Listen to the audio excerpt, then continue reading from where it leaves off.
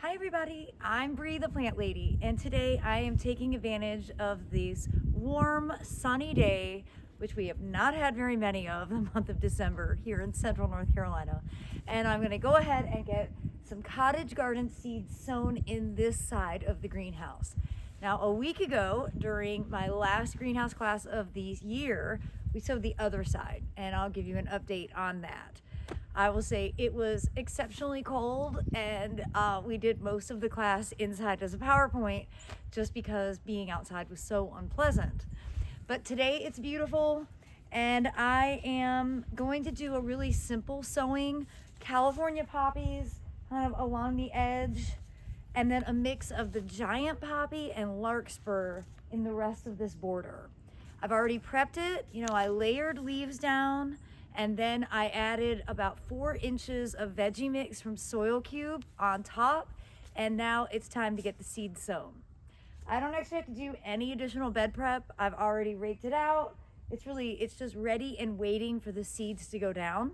So I'm going to show you my bowling method process for getting the seeds out to ensure that you won't need to do any thinning later on in the season.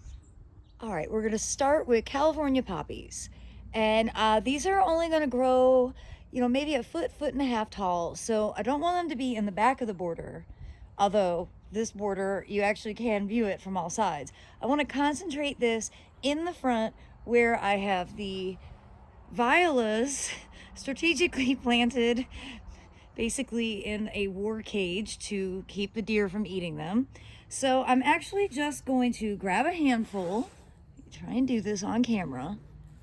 Okay, and now I'm going to take it and I'm going to lightly toss those seeds so that they spread nice and evenly.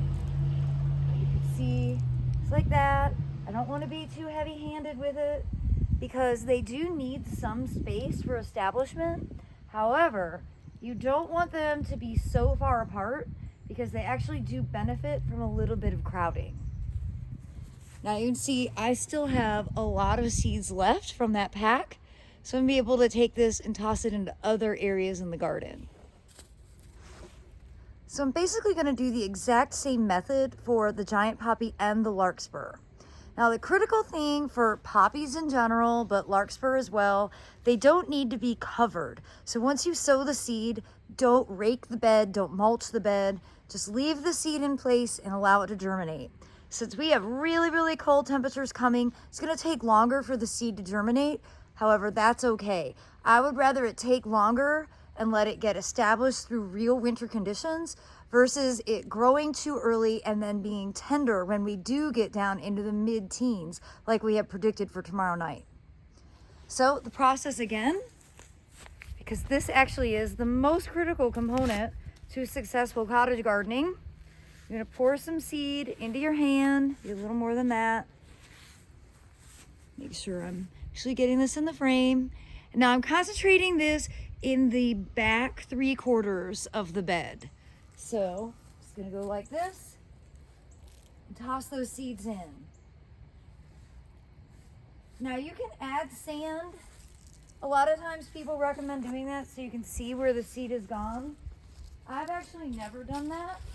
And I've always had very successful cottage gardens. So I'm just going to give you the advice that I actually employ. And you can try multiple different methods. So I use that whole pack. And now I'm going to do the same with the giant poppy, although I definitely won't need this whole pack. I want to show you the poppies are such small seeds, and this is why they need to be sown right on the surface. You see, they basically look like specks of pepper. And the smaller the seed, the closer to the surface it needs to be sown. So larger seeds can be buried. Things like beans and peas and corn and squash, all those seeds are large. They can be covered and they'll germinate.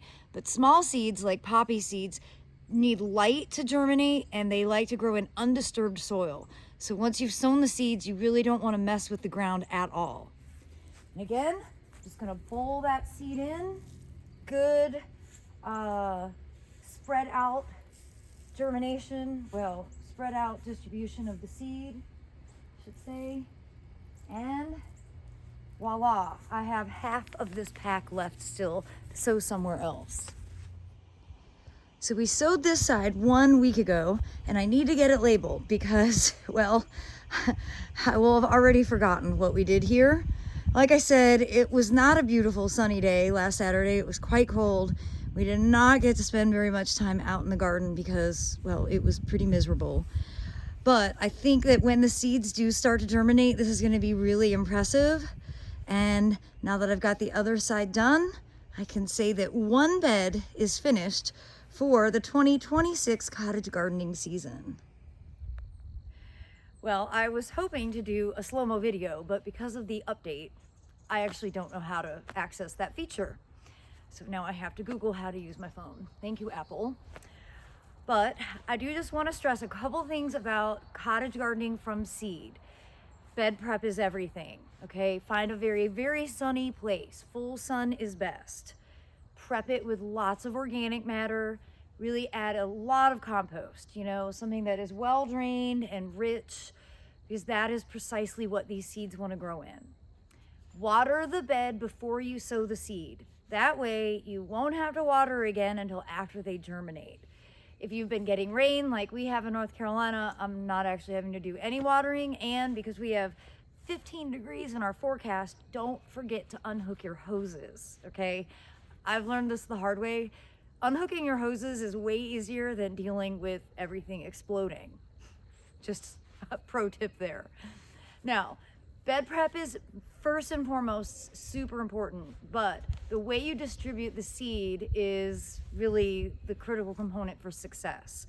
So that bowling method is meant to allow those seeds to distribute so that they're close enough to each other that they'll help support one another, but they're far enough apart for best establishment. I did an experiment a few years ago where I had things that were sown too closely. I thinned them, and then we had a good rainstorm in like April and everything flopped over and the display actually looked terrible. So I don't recommend thinning, but I really want you to pay attention to the method in which you're distributing these seeds. And remember, they need to be direct sown. All of these things establish tap roots and they don't transplant. Again, from experience, I have tried many, many times, and I've seen people give advice that you can move them. 9 out of 10 times you're gonna fail. It's not worth the effort. Do this the easy way. Prep the bed, sow the seeds directly, and let the plants work it out themselves. I promise the whole goal of a cottage garden is for it to look like, you know, natural chaos. Of course, we all know there's nothing natural about this. This would not happen if I wasn't out here sowing seeds. But I've been doing this for 25 years, and I promise this little bit of effort, scattering some seeds in the winter, will prove to be worthwhile when you are outside enjoying these beautiful flowers in the spring. So I hope this video will inspire you to get outside, enjoy this warm, sunny day. It's short-lived.